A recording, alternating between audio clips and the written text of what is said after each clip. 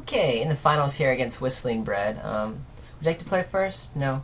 I already said good luck to Whistling Bread. We were talking about doing a split, but I mentioned I couldn't because I'm recording. Yay! Mana bluff. Would you like to mulligan? No, not a great hand, but I got spells, I got lands. So there we go. Ooh, my opponent's got that sweet green deck, I bet. And we have a bunch of lands, which actually be fine. Turn 3, Rootwalla. Yep, that's a thing, alright. Probably gonna get trounced here. I can only imagine. Because I'm gonna get a lot of damage this turn. Ouch. Take a pump. Clonian Tusker? Nah. Oh gosh, yeah. Yeah, this is gonna be rough. I'll probably do a block, and then after pumps, sacrifice the Corpse Hauler in order to get my Altar's Reap online.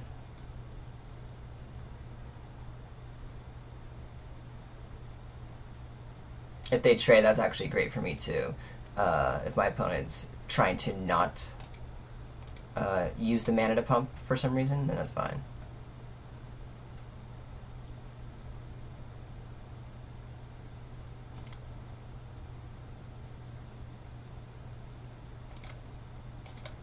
We'll block here. Pray for a trade. Nope, no trade. Alright, we'll go ahead and, I guess it doesn't really matter which mana I tap. Alright, so at least we got some lands online.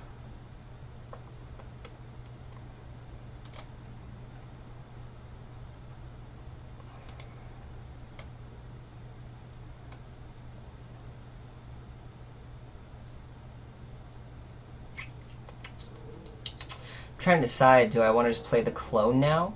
Like maybe clone the Tusker, so I'll at least have something to kind of trade around. And I think I like that because the next turn I can play Quag Sickness and Essence Scatter. I'm not in love with just paying 4 mana for a 3/3, but kind of have to in order to just stay alive, and that's kind of the game plan. So that's where I'm at.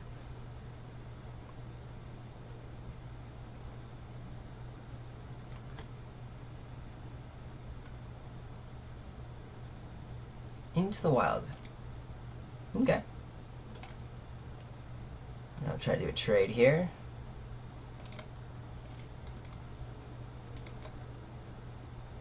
Ooh. Oh no, that's just a pump. I thought it was already about a combat trick. I can't really play around it, I don't think, but there we go. Oh, that's kind of good, actually.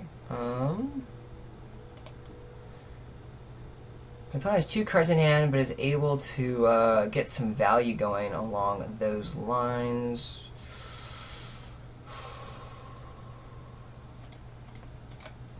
But I have ways to deal with that value soon enough. I'll just keep Essence Scatter. And the next turn I'll get to do Diebob, Tutor, and keep Essence Scatter up if I haven't used it. And in the meantime, I'm just taking 1 point of damage. Though at 9, that is significant. There's a Tusker. Looks like my opponent's going mono green, so I'm scared of Howl the Night Pack. Which means I just might want that negate in the near. Hey, negate! That is awesome. So luck can really go my way this turn.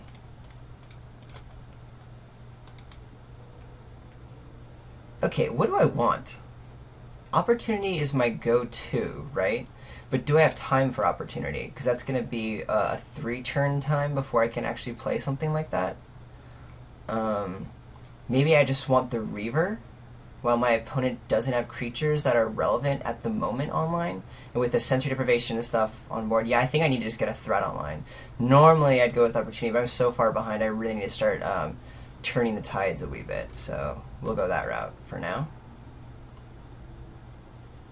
Counter a Trollhide or a Howl the Night Pack. 1, 2, 3. Yeah, because next turn a Howl the Night Pack could come down. That would be horrible. Another Elvish Mystic. Maybe Shrivel is gonna make a bang here. Okay, there's that.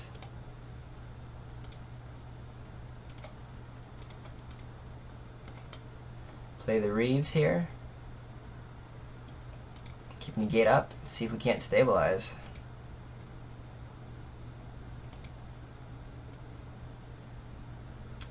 Alright, so now the Howl Night Pack is online, which I feel like is going to come down right now. Yep, Howl Night Pack. Man, am I lucky.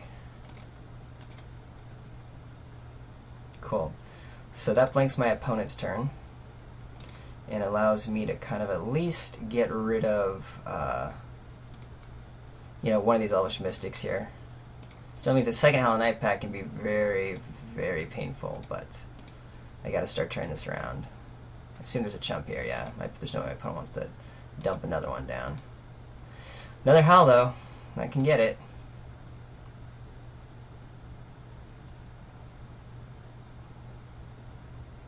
Yep, another Howl. Oh, Garrick's Horde, I see. Okay. Good to know that that's coming through. Let's see.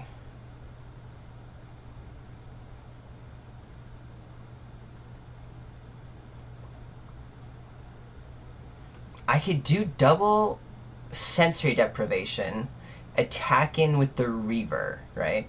Just one makes this a 4/7. Luckily I know my opponent's drawing a Plummet next turn. I 2-for-1 myself, but at the same time, like, I can't be taking damage from Garrick's Horde, and if I offer the trade, then I just get killed on swing back, and yeah, I think I want to put pressure on my opponent right now. Kind of untraditional, but I like it. My opponent's tapped out right now, so this can work.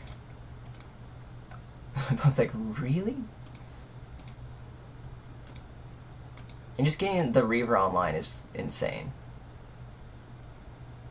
I assume my opponent's going to block.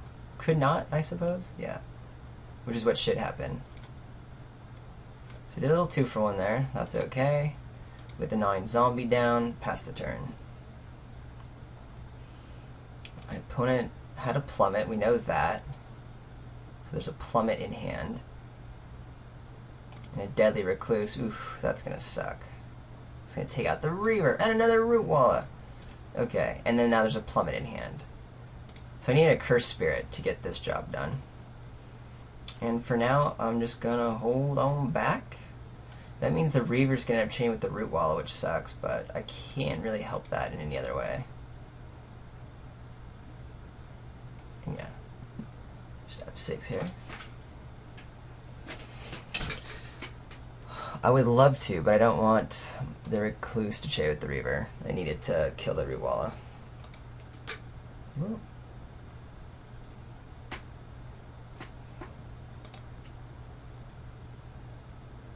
My opponent will get to bash down for 1 a turn.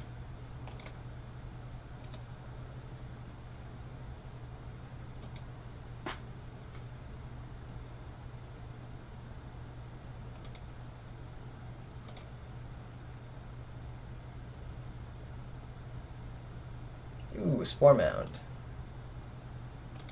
Alright, Opportunity is probably the only way out of this.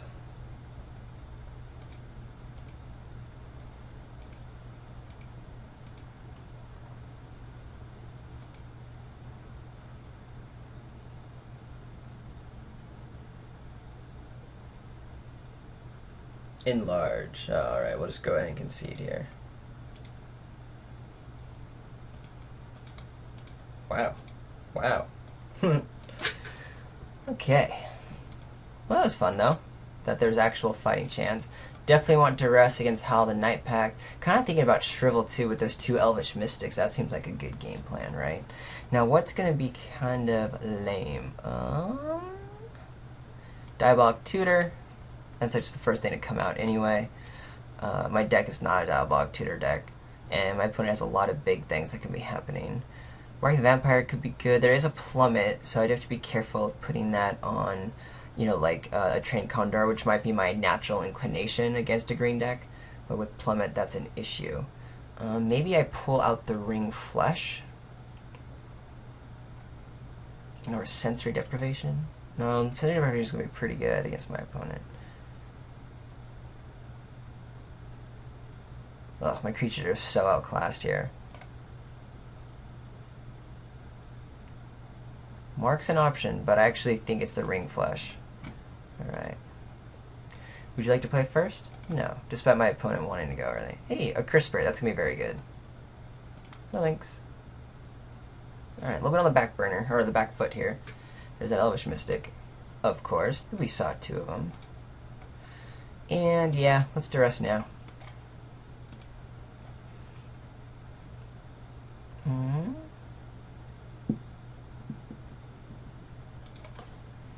Giant Growth. Forest. Forest. Spider. I'm pretty sure, yeah, I just want to get rid of the Plummet, right? Yeah, because I do have a Trained Condor. Goodbye, Plummet.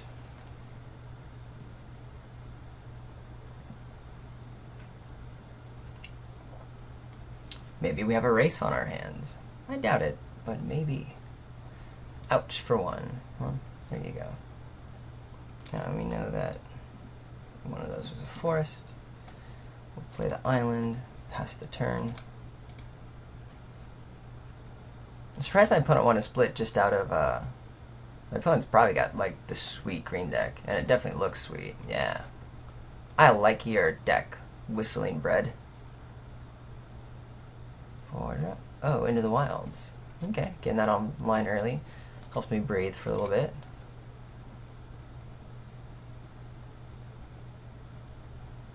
And what if my opponent with only 3 cards in hand? Giant Growth and a Spider being one of them. Sure, the Trained Condor is going to end up just being blocked by the Spider, but it also means the Spider can't really attack that well. Yeah, that should be okay. Ooh, Sense Deprivation. Maybe not. Maybe we'll get exactly what we want out of that Spider.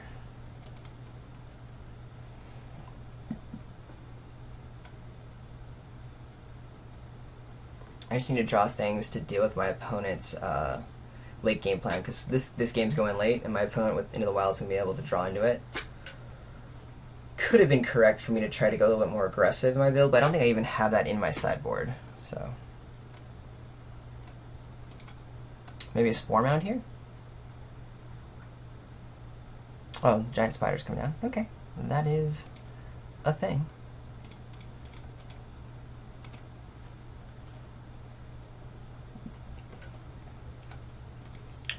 No attacks. Giant Spider eats me.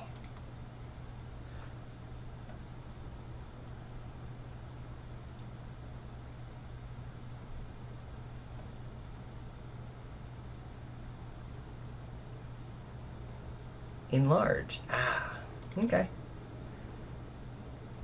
Well, I'm going to take 8 points of damage, that's for sure.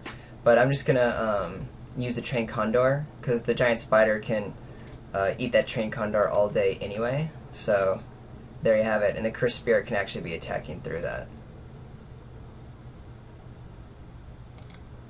Alright, action. That is not action. I definitely do want to stem some bleeding.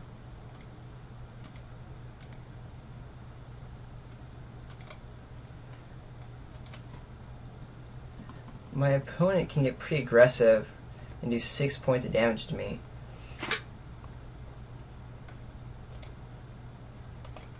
I think I have to.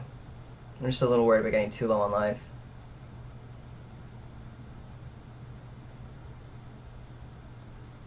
Ooh, Ranger's Guile.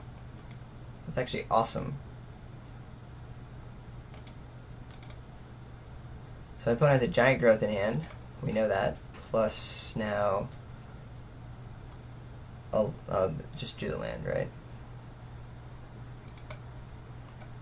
I'm losing this race.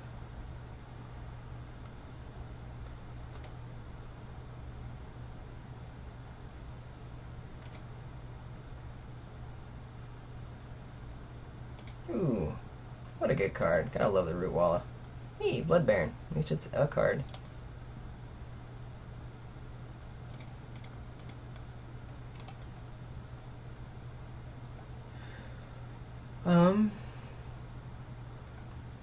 I think we're attacking with the Accursed Spirit.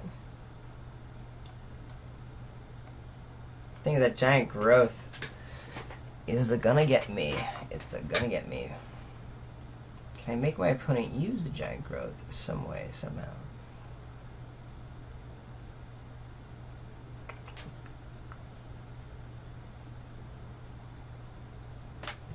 Because if I just try to block, you know, like say the root wall with the Blood Baron and sacrifice the Cursed Spirit, then I get 2 from the giant growth. No matter what, we're in a tough spot.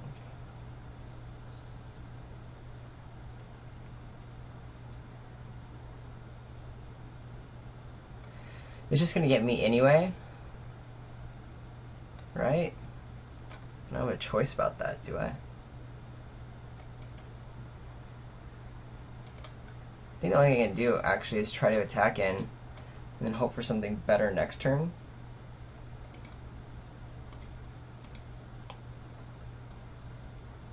Because then the Blood Baron is just going to be chumping the Root Walla. Because a pump and a giant growth will kill me.